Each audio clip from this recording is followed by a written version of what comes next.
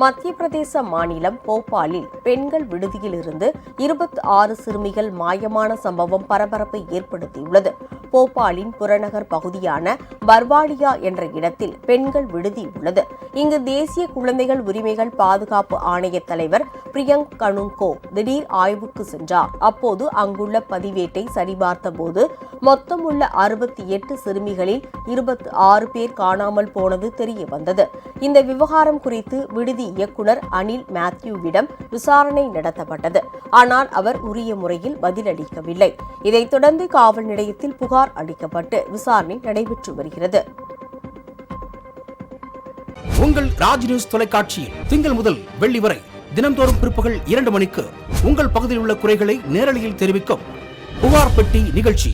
பங்கு பெறுங்கள், பயனடையுங்கள், காணத் தவறாதீர்கள்.